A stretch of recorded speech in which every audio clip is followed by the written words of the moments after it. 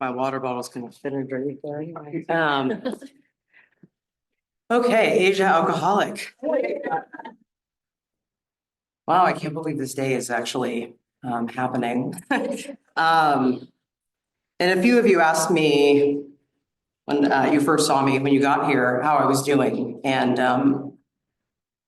I didn't want to tell you the truth because I knew I was going to get emotional. Because the truth is that I'm filled with gratitude. Probably at least a third of this room are people that I know personally, whom I love and who love me, and who showed up for me today. And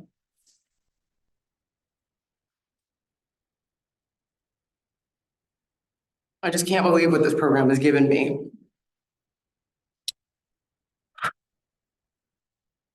I'll go online. I know there's people who showed up for me there as well. And I got several text messages and love and support today. And again, for that, I'm truly grateful. My sobriety date is February 14th, 2003.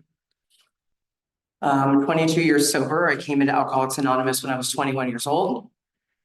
I've been fortunate enough not to leave since I came into the rooms. And that's truly by the grace of God, because I've not done it perfectly, which you'll hear a little bit more about shortly. And yesterday I was out on Lake Berryessa with a small group, including my sister and a few friends. The person who had known me the least amount of time had known me for 18 years. And one of them on the boat was, I found out kind of after the fact that he doesn't even like lakes. And I was like, it was very confusing why he was there. And one of my really good friends and former roommate had said to me, he said, he showed up for you. And that was someone who I met when I was newly sober, probably a month sober, and he wanted to hang out with me because I didn't drink, actually. And so I have incredible friendships today and a life beyond my wildest dreams. The reason I was out on Lake Berryessa is tomorrow is my birthday, the day I was born. And I normally make the joke that I got sober at 10, and I'm 32 years old now, right?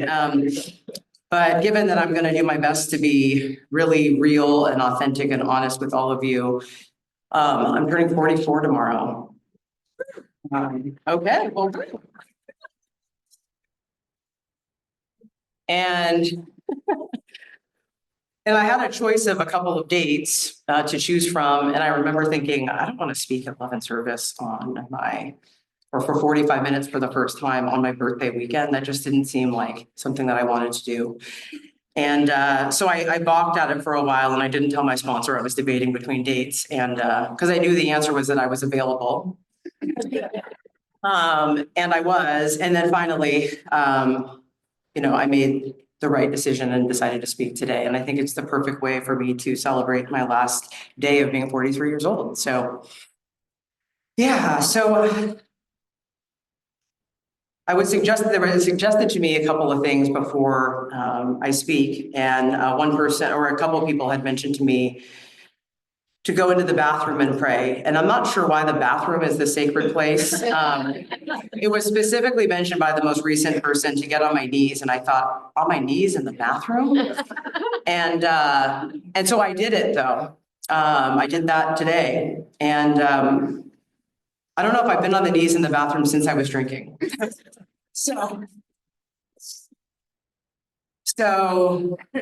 anyway, I'm not sure if that was the reason why I was supposed to do that or why it was suggested, but here I am.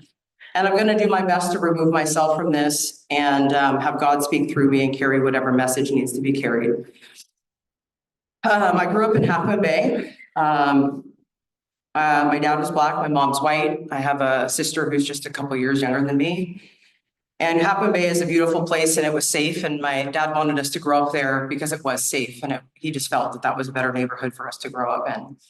And although it was safe for the most part and beautiful, it wasn't the childhood that I wanted, because I didn't look like the other kids in Half Moon Bay. I didn't have hair like the other kids in Half Moon Bay.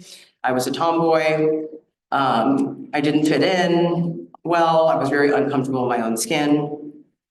Even my sister didn't have the same experience because she was super girly and cute and had much finer and straighter hair than I did. And she'd blend in with the Hispanic people. And so it didn't really make a big difference for her. But my experience was pretty hard growing up in Half Moon Bay. I started playing sports when I was 7 years old. I was really naturally athletic and I started excelling right away. And it became my lifelong dream to get a college scholarship playing a sport. I didn't know which sport, and I played multiple sports. I played soccer, softball, and basketball mostly. And I started getting a lot of recognition and positive attention, particularly from my dad. And my dad grew up in Florida, and he was born in 1942. And he told me, and I don't know how old I was exactly, but I was very young. He told me that it wasn't enough for me to be the best player, that I needed to be 2 or 3 times better than everyone else, or they were going to take opportunities from me. And I didn't know who they were, but I just knew I got the message that it was not enough for me to be the best. And needless to say, this put quite a bit of pressure on me. But I thought I could, handle all of this pressure. And so I was very serious about my athletic career at 7 years old. And this kept me on the straight and narrow for 10 plus years. And, I didn't have any interest in drugs and alcohol. I thought they were going to get in the way of me getting the scholarship. And so I did everything my parents told me, my teachers told me, my coaches told me, and I was totally a square. And I did have a huge ego at that age, even. I was extremely competitive. And this caused a lot of tension and issues with other people. Mostly I thought they were the ones causing these issues, but may have not been the case. And I wanted to be in a more diverse atmosphere. So I ended up going to a high school that was not in Half Moon Bay. And I went to Carlmont High School. Basically what they do at Carlmont, it's in Belmont, San Carlos, right on the border there. And it's a mostly white affluent area. And they bus kids in from East Palo Alto.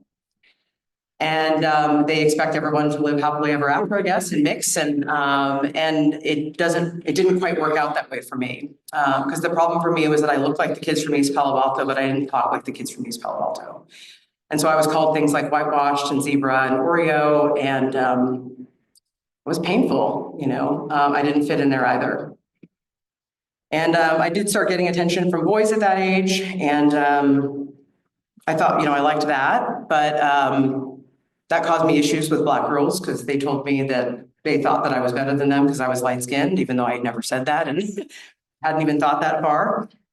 So I'm still not fitting in, continuing to play sports, but I'm starting to suffer some injuries. And I didn't know at the time that they were probably going to get in the way of this scholarship I was going to get. Maybe they wouldn't have, maybe it wouldn't have happened anyway, but I'm starting to have injuries. And I ended up getting a concussion my senior year of high school playing basketball. I was kicked in the head by another girl on purpose. And this was a significant injury for me because the doctor told me that I could suffer permanent brain damage if I got hit in the head again. And he suggested I take 6 months off of playing all physical sports.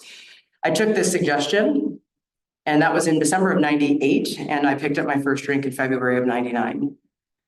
I have no idea why drinking seemed like a good idea. I had zero interest in it ever before. Actually, as I mentioned, I had this huge ego and I was very competitive, and I started drinking the way I did everything else, which is as hard as I could. And so I'm very quickly drinking as hard as I could, and I'm very competitive about my drinking. And it was important for me not to be, again, just the best drinker, but better than the best. And so I'm competing and I'm drinking every day very quickly. And I'm putting peppermint schnapps in my frappuccinos on my way to school, and then I'm not going to school, and I did have to drive to school because I had to take my little sister, and I would drop her off and then leave and go drink during the day. And so drinking picked up for me very quickly. Drugs are also a part of my story. I don't spend a lot of time on drugs out of respect of Alcoholics Anonymous, but I do like to say a few things.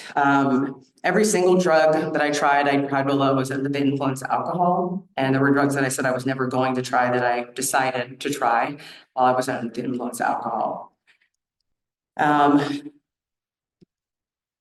my behavior had changed dramatically. I was someone who, again, always did kind of the right thing, and I had these morals and character and values. And those were the things that were important to me. And then for whatever reason with drinking, I started taking pride in like stealing from my employer and manipulating to get free stuff and lying to my parents. And again, I'm cutting school. And, I'm using the excuse that I'm young and this is what I'm supposed to do. And this is what kids do. And I used that excuse for a while. And my parents ended up splitting up and I stayed with my dad. And my sister went with my mom. And this was a perfect excuse for me to start doing whatever I wanted with really no leash on anymore. My dad would tell me to come home at certain times, but I knew he wasn't going to do anything really about it. I was always scared of my dad growing up. And I wasn't scared of him anymore. And, I'm really wild, and very quickly alcohol became the most important thing in my life. If you would have asked me if alcohol was the most important thing to me, I would have told you no. Of course, my family's more important. My job is more important. Again, I was supposed to go play college basketball. I would have told you all that was more important. But my behavior told a different story. And I was supposed to go play college basketball, and I knew when I was supposed to show up. And by the time that time of the year came around, I decided I didn't have any interest in playing college basketball. That should have been probably a sign that there was something wrong at that point. But because again, it had been my lifelong dream. And now I'm going to college and, I'm drinking every day pretty much. And it didn't seem like I was drinking every day or it didn't seem like it was a problem that I was drinking every day because I was going out. It wasn't like I was drinking at home alone, right, by myself until I was, right? And then I'm going to college and I did okay my first quarter, and then alcohol started getting in the way.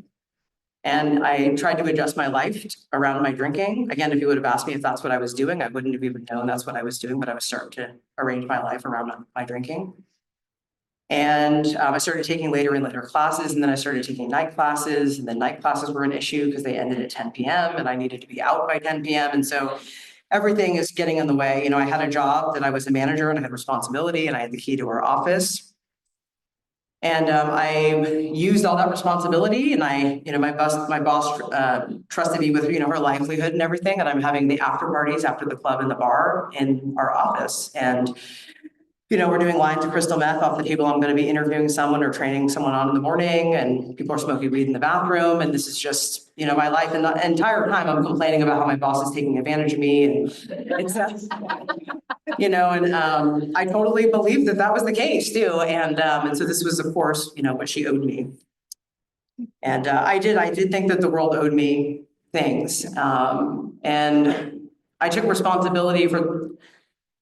took credit for all the things that were going good in my life, but I didn't take responsibility for any things that were not going good in my life.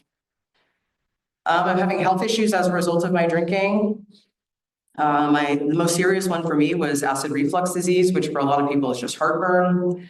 Mine was very serious, and they put me on every pill that you can imagine. I had all these really painful tests where they put tubes down my throat and in my nose, and they couldn't figure out why I wasn't getting better. And they did ask me about drinking at points, and of course I lied to them, and then I kept going, and I ended up losing, so I would lose my voice for long periods of time as a result of the acid reflux, and that was an issue because I'm, in sales and training and interviewing, and how do you do that without a voice? And so it was affecting my income and my livelihood, and then I had a really significant consequence, as a result of acid reflux, it was very painful for me to swallow. And drinking requires swallowing. So that was definitely a big consequence. And so now I remember one of my friends specifically, she said, Aisha, if it's painful to drink, maybe you shouldn't drink. And I said, well, what are you talking about? That's not an option. And I said, I just need to be more creative, and I'm just going to drink this stuff instead. And so now I'm drinking stuff that would produce just the effect. Right now, I'm not even drinking because I like the taste or it's fun. And again, another sign that there was probably an issue, but continued going along. I went to go see my doctor one week, and he told me not to drink for 1 week, and I had a follow-up appointment exactly a week later. And did really well. I didn't drink for that entire week, except I went out the night before and I wasn't going to drink because I wasn't supposed to. I had the appointment in the morning. And somehow that night I ended up drinking, even though that wasn't my plan. And that was not the first time that it happened to me. I thought that I had changed my mind. Um, so I went to my doctor's appointment and he asked me, I don't know what happened. I don't know if he smelled it or whatever, but somehow he knew that I drank. And he said, "What happened? I told you not to drink for that last week." And he proceeded to ask me how much I drank. And I lied to him and I told him a much lower amount. And he thought the amount that I told him was a lot. And so that was scary. And then, he said, "I thought you had a problem with alcohol when you were 18. And I've seen you get progressively worse ever since. And if you don't stop drinking the way you're drinking, you're going to die." And I had been drinking for exactly 4 years to the month. My Nana had died from esophageal cancer. She was an alcoholic. In my opinion, she wanted to die. She didn't tell anyone that she couldn't swallow. And so, she lost, I don't know how much weight and everything. And she got to the point where there was nothing that they could do. And I don't think that she wanted to live anymore. And so this was definitely scary that my doctor told me this. So I ended up I left his office and I went to the Alano Club in San Mateo, and I went to go see one of the only alcoholics I knew. And he was my DUI instructor. He ran the Alano Club at the time. And while I was waiting to meet with him, I ran into this lady who I had known from my DUI classes, but she had to stop coming to classes because she was arrested from her daughter's birthday party for showing up drunk. And the lady didn't remember me from the classes, but she asked me how old I was. And I told her I was 21. And she said, "I came in here when I was about your age. And I went back out, and it's been 20 years of hell ever since." And it felt like a moment had stopped in time. And I knew that I could be this lady in 20 years telling some other young person that. Or I could try to get a handle on my drinking while I still had a shot. And so Bill ended up coming out, and he had me fill out the Alano Club membership, and he asked the last day that I drank, and I told him it was the day before. And he said, "Okay, so that's today. Today's your sobriety date." He goes, "Oh, today's Valentine's Day." He's like, "That's easy to remember." And I said, "Okay." And so I told him what my doctor said, and I said, "What do I do?" And he said, "You need to go to Alcoholics Anonymous meeting. If you're afraid to go by yourself, I'll go with you. And if you can't get there, I'll drive you.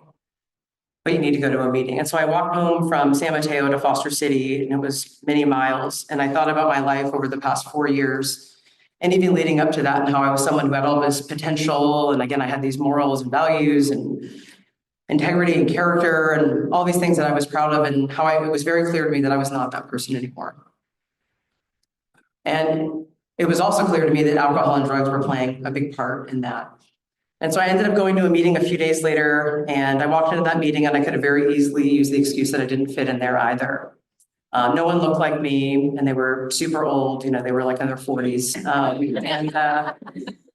50s, and even older than that. We won't. And there was no minorities that I can remember, but I felt at home in that meeting. And I stayed throughout the meeting, and I didn't really catch a whole lot. But by the end of the meeting, I knew what an alcoholic was. I knew that I was an alcoholic, and I was never going to be able to so-called control my drinking ever again. And when I came into Alcoholics Anonymous, when I went to my first meeting, my plan was not to stop drinking.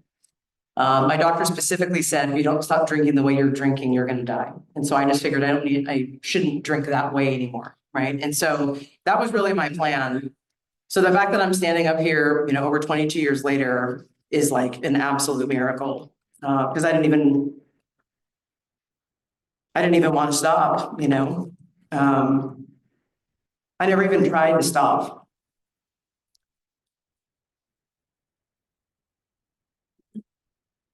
So I would love to say that I jumped into Alcoholics Anonymous. I got a sponsor, I started working the steps right away, and my life has been rainbows and butterflies ever since, but that's not my experience. I spent the next few years white knuckling it because I missed the part about how I was going to stay sober. I missed the part about there being a sponsor, I needed to get one, about there being 12 steps that I needed to take. And so, like I said, I was white knuckling it for the next few years because alcohol was definitely a problem for me, and it was causing me a lot of consequences, but it was also my solution. It was my solution to dealing with life. And I didn't know how to deal with life without a new solution. And I didn't have a new solution. But I knew that I couldn't drink. There were times where I was so afraid that I was going to drink that I wouldn't leave my bedroom. Um, and I would play chicken with meetings. I said, if I still want to drink after the meeting, then I'll drink. And somehow I would get enough relief from going to those meetings. And I don't recommend this, but that's my experience. I finally ended up getting a sponsor, and I started working the steps and I started getting some relief. And then it occurred to me that, it wasn't so desperate anymore, that I didn't really, I had overreacted, with working all 12 steps. I already felt better. So, I think we're all good. And eventually my sponsor was done putting up with that and she fired me as her sponsee. And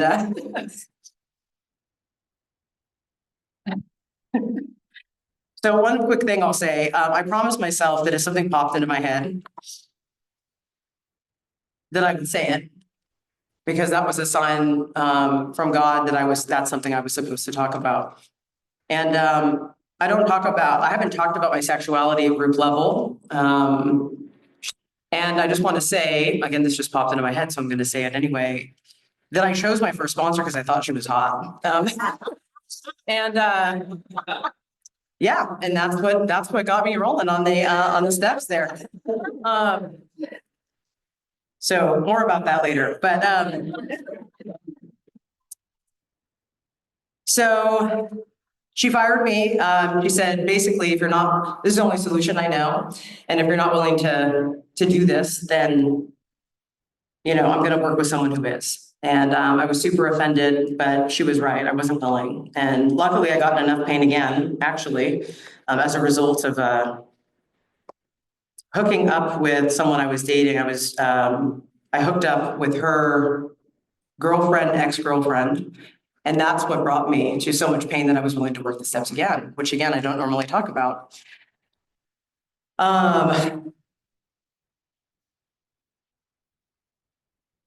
So I eventually worked the steps all the way through, and the obsession to drink was removed.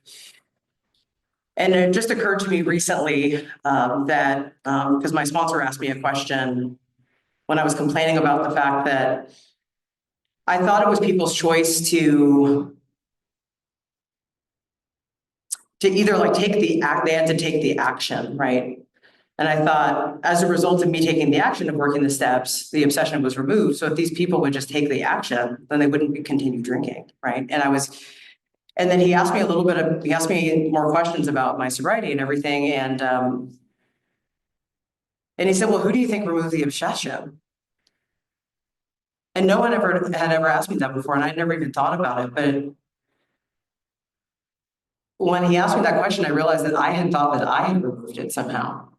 Even though I never thought that before, when I came in, I couldn't, remove the obsession those first few years. But for whatever reason, I thought that I had removed it. And so, but it's been my experience since working the 12 steps that I think I had a bit of a spiritual awakening, and the obsession to drink has been removed. And so a lot of life has happened since that point.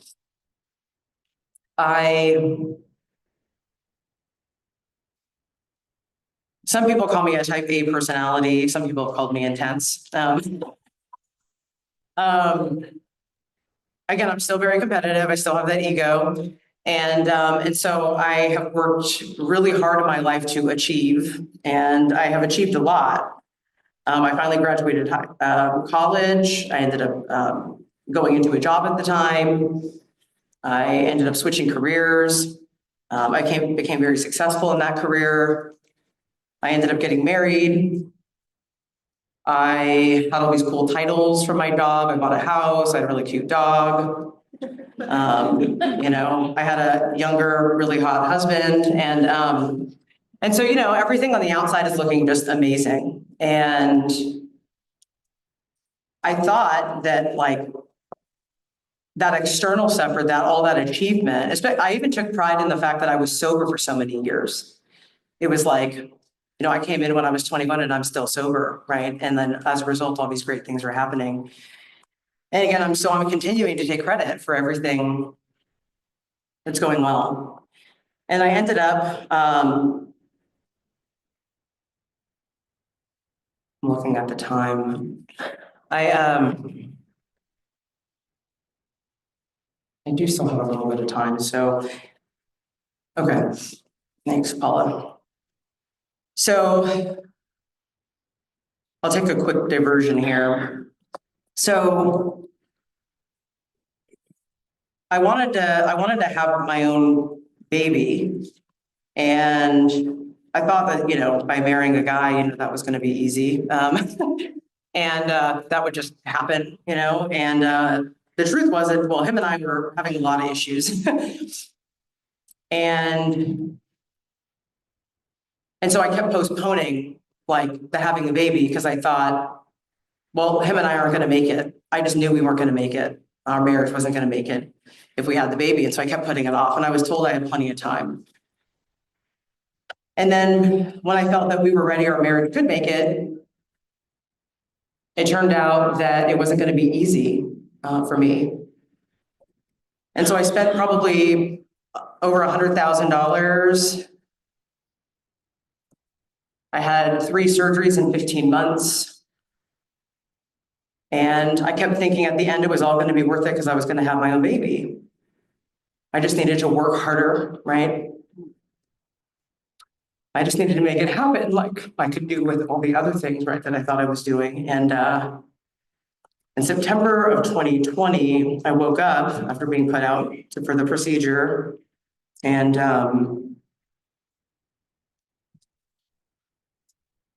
they said, it didn't work. And we had already said that we were going to try once, and then we said, well, okay, we're going to do one more time. And then finally, that was really it.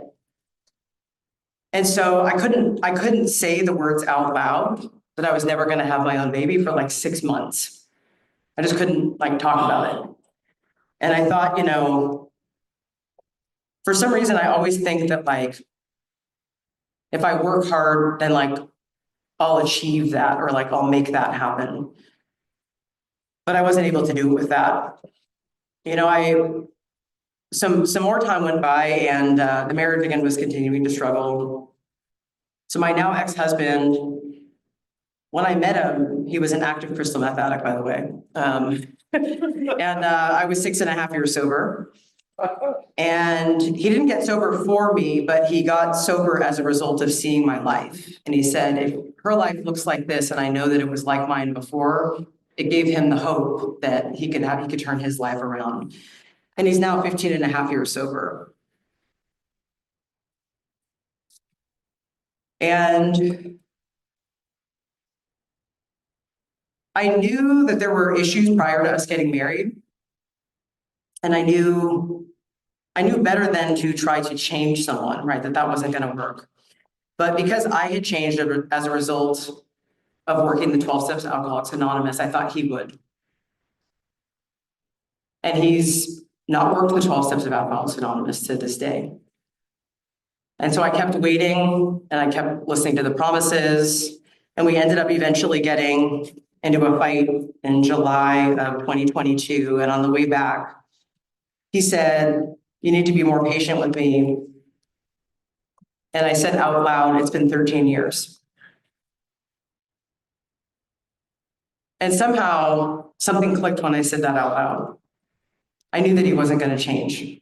And there was no way that I could spend the second half of my life feeling this miserable.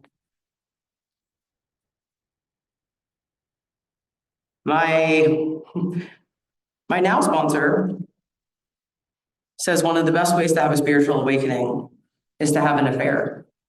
I didn't know that at the time. But I did.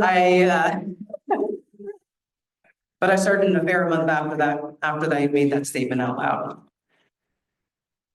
And I don't mean this in a conceited way, but I had lots of opportunities to have affairs before, and there was always something that held me back. And for whatever reason, this time around, I knew that I would regret not going forward with it more than I would regret doing it.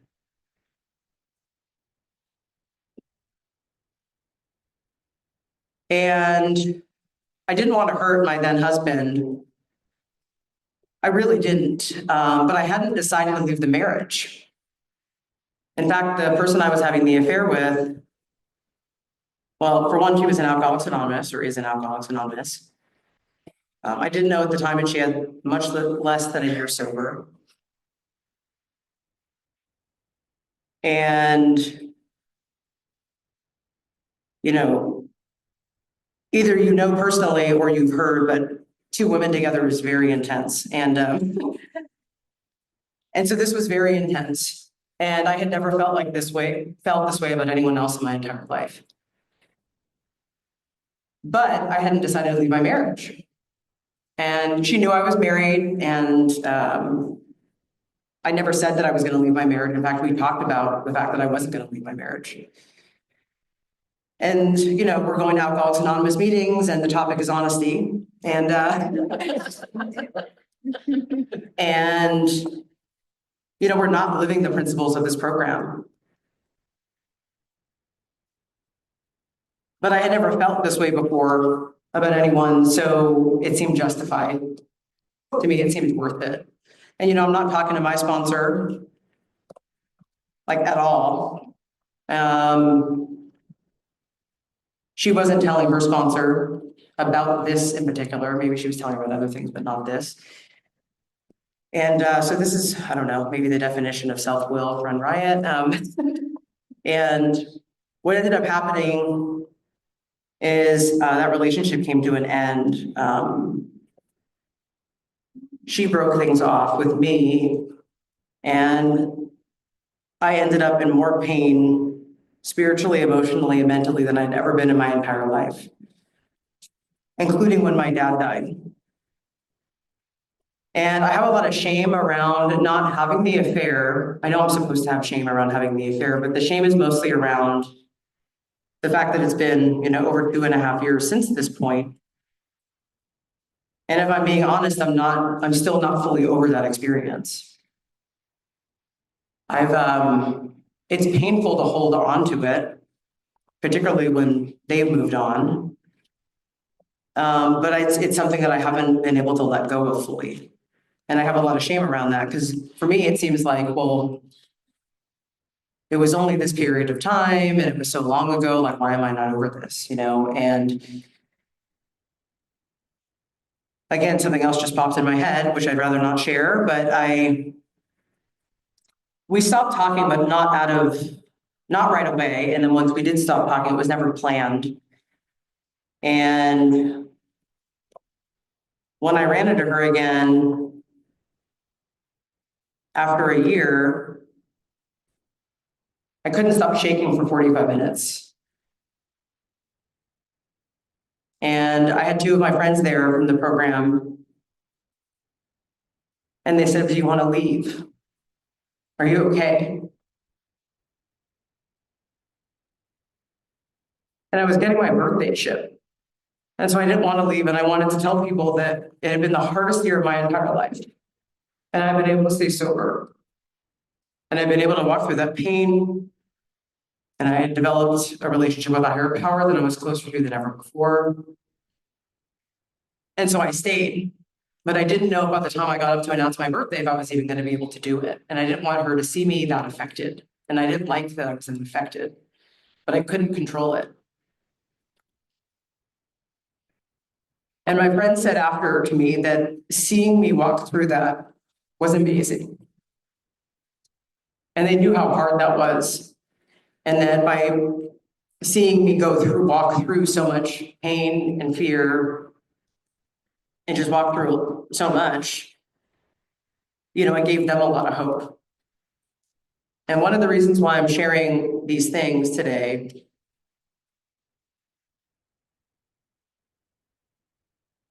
is that other people have told me in the past that when I have shared some of these things, that has really helped them opening up.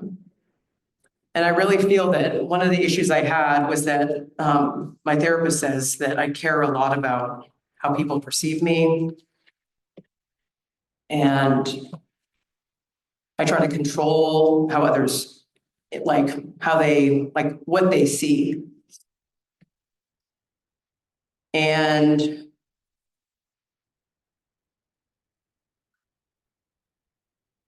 But it was I never talked about how much pain I was in my marriage. I never talked about any of that stuff. I never talked about it. I kept everything to myself. And I thought I could figure it out and then it would be okay eventually. But I was doing it alone. And over the past 2.5 years, as a result of my hitting my spiritual bottom and then the spiritual awakening that's happened since, like I started, I have, a third of the people in the room, are people that I see on a regular basis. And I don't do life alone anymore. And I don't want to do life alone anymore. Even the friendships that I had prior to, I have a lot of alone friendships. Every single friendship that I have, all the relationships I have are better as a result of the way that I live my life these days. And I do my best to be me and let people see all of me, even the parts that I don't want them to see. And I think that that's really important. My sponsor talks about doing life somebody else's way. And I've been taking suggestions since I've been working with this new sponsor for the past couple of years. And he said to me very early on that, Asia, you know what you know, and you might know a lot, but you don't know what you don't know. And so you're limiting yourself. And I didn't know what any of that meant, but I've been practicing this living life somebody else's way. And some of the suggestions, again, are not things that I want to do, nor do I think are a good idea, but I've continued walking through. And I have more freedom. I'm at peace more often, not all the time. I've experienced more joy than I was ever capable of my first 20 years sober with doing life my way. And so I'm super grateful to Alcoholics Anonymous. I'm grateful to my sponsor for showing me a different way of life. As much as I would like to say, I wish I didn't have to learn the hard way. But as a result of going through all that pain, I am now capable of living a life beyond my wildest dreams. And so I'm grateful for that. So thank you.